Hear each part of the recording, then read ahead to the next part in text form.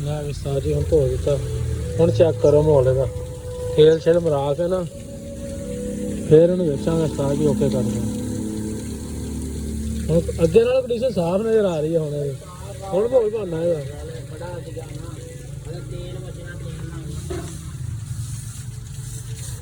ਇਹਦਾ 5-6 ਮਹੀਨੇ ਸਾਲ ਹੋ ਗਏ ਅੱਜ ਖੜਾ, ਇਸਤੇਮਾਲ ਹੀ ਨਹੀਂ ਕੀਤਾ ਹੈਗਾ। ਆ ਹੁਣ ਧੋ ਹੋ ਰਿਹਾ। ਹੁਣ ਕੋਈ ਮਾੜੀ ਮੋਟੀ ਕੰਡੀਸ਼ਨ ਹੀ ਸਾਫ਼ ਨਜ਼ਰ ਆ ਰਹੀ ਹੈ। ਹੁਣ ਇਹ ਉਸਤਾਦ ਤੇਲ ਸ਼ੇਲ ਮਾਰੇਗਾ, ਕਪੜਾ ਸ਼ਪੜਾ ਸੁੱਕੇਗਾ, ਫਿਰ ਮਜ਼ਾ ਕਰਾਏਗਾ। ਇਹ ਵੇਖ ਲਓ ਸਾਜੀ ਡਿਮਾਂਡ ਹੈਗੀ ਸਾਜੀ ਦੀ 9 ਲੱਖ ਰੁਪਏ ਦੀ।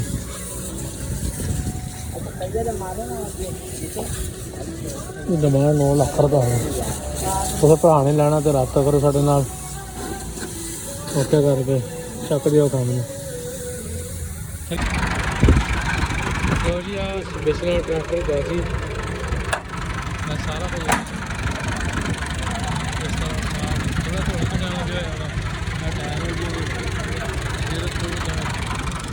ਇਹ ਸਾਹਮਣੇ ਬੰਪਰ ਲੱਗਿਆ ਹੋਇਆ ਜੀ। ਇਹ ਵੇਖ ਲਓ ਗਾਇ ਖੜਾ ਖੜਾ ਰਿਹਾ ਨਾ, ਧੋਲੀ ਧੁਲੀ ਵਾਲਾ ਹੋਇਆ ਵਾ।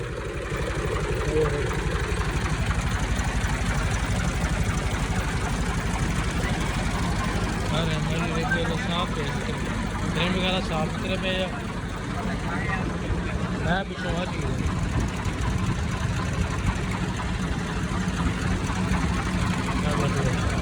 ਇਹਦੇ ਨਾਲ ਸੇ ਓਕੇ ਹੋ।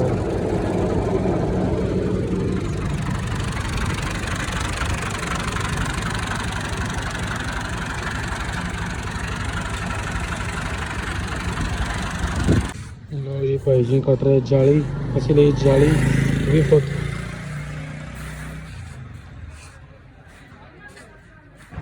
ਚੰਗੀ ਮੋਟੀ ਗੇਜ ਦੇ ਵਿੱਚ ਹੈ ਜੀ। ਸਹੀ ਕਿੰਨੀ ਗੇਜ ਹੈ ਇਹਦੀ? ਚੰਗੀ ਭਾਰੀ ਹੈ ਨਾ। ਕੱਟਣ ਲੱਗੇ ਬਾਵਾ ਟਾਈਮ ਲਾਤਾ ਉਸਤਾਦ ਨੇ, ਇੰਨੀ ਭਾਰੀ ਹੈ।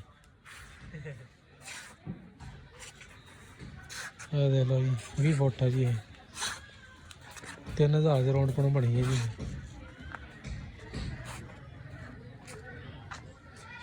ਹਾਏ ਹਾਏ ਸਟੋਰ ਆ ਭਾਈ ਉਹਨਾਂ ਦਾ ਹੈ।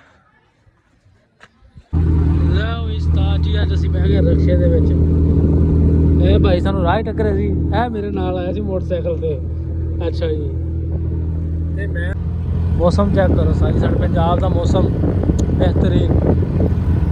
ਇਹ ਬੰਦੇ ਤੋਂ ਸ਼ਾਇਦ ਤੁਸੀਂ ਜਾਣਦੇ ਹੀ ਹੋ, ਅਕਸਰ ਮੇਰੀ ਵੀਡੀਓ ਦੇ ਵਿੱਚ ਆਉਂਦੇ ਆ, ਢੋਲੀ ਹਜ਼ਰਾਤ। ਇਹ ਸਾਡਾ ਰਕਸ਼ਾ ਜੀ ਦੱਬੀ ਜਾਂਦਾ, ਦੱਬੀ ਦੇਖ ਲਓ ਕਿੰਨੀ ਸਪੀਡ ਆ।